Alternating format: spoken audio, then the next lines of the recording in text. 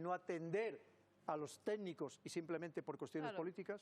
Luego veremos eso, Camilo, pero fíjense, dan su opinión, preguntaremos ahora también a los expertos, pero sí, es el contraste, ¿no? Un día curioso, ese día se podía haber complicado, gracias a Dios no fue así. Ahora todo el mundo está, no nos engañemos, usted, ¿verdad?, diciendo, oye, si no me entero de qué ha pasado, ¿quién me dice que no puede pasar mañana? O sea, no entiendo muy bien esto. Bien, hubo otros sectores que sí tuvieron su nerviosismo. Y esto es un poco tabú, y no sé si tendremos problemas o no por contarlo, me da igual.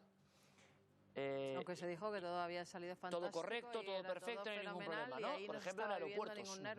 Vamos a ver a Ignacio Rubio, que estaba en vuelo, lo que nos cuenta. Buenas noches, Iker. Pues efectivamente el pasado lunes digamos que hubo un cierto caos en el transporte aéreo. Primero porque lógicamente a partir de que se produjo la pérdida de electricidad y la pérdida de cobertura en los teléfonos móviles, desde luego entre las 12:30 y las 2 de la tarde los centros de control tuvieron muchas dificultades para poder contactar con otros centros de control para poder hacer la transferencia de los aviones que estaban volando en ese momento. También en los aeropuertos hubo un gran problema en cuanto a que no había internet y por tanto los aviones no podían descargar en sus PDAs que se utilizan para poder realizar los vuelos, los planes de vuelo. Las compañías de handling no podían, lógicamente no tenían ordenadores, no había electricidad y por tanto no podían imprimir esos planes de vuelo y por tanto hacerse llegar a las aeronaves.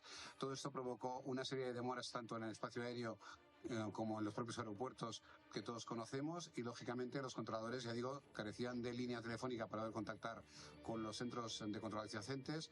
Los aviones en vuelo estaban transmitiendo mensajes en frecuencia 121.5 de emergencia que daban los controladores a otros aviones que no recibían la información.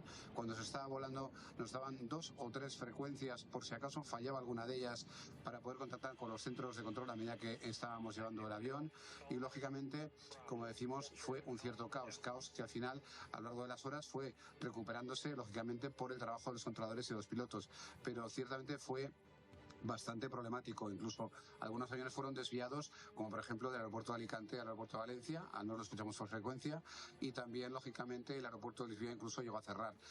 Todo esto demuestra que no es cierto que se operara con normalidad gracias a unos grupos electrógenos que pudieron facilitar a lo mejor en momentos posteriores alguna de las situaciones, pero obviamente, como digo, 5 horas después se seguía con problemas en las comunicaciones entre los controladores, los aviones y los centros de control para poder operar con normalidad en los aeropuertos españoles.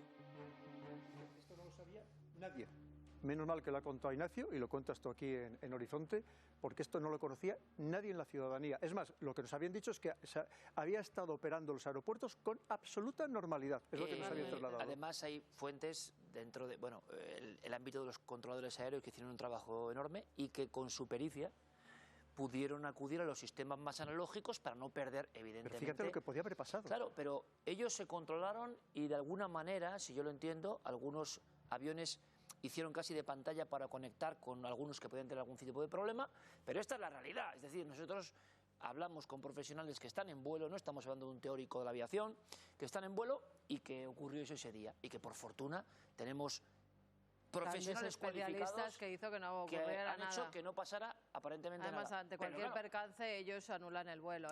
Imagínate esto en larga distancia, pues hubiera habido retrasos, hubiera habido problemas y los generadores... Hubo algunas cancelaciones, creo que hubo unas 200 y pico cancelaciones de vuelos que me imagino que lo tendría muy claro y entonces no salieron por precaución. Por eso cuando Ignacio nos habla el lunes... No hay grandes problemas y cuando vuelve de la ruta nos cuenta lo que ha habido en la ruta. Esto es directamente lo que les podemos contar en este momento, que no es crear ningún tipo de alarmismo, simplemente es lo que pasó en algunos lugares y cómo tuvieron que echar mano, como hicimos todos, entre comillas, entiéndame, de la radio un poco a pilas y había problemas con algunas de las circunstancias. Dimisiones no, volverá a ocurrir. Da la impresión, profesor, que también el gobierno ha dicho que los culpables, o se está señalando, o partes de algunos sectores políticos, a las compañías de las nuevas energías, entre comillas. Están siendo un poco puestas como los empresarios malvados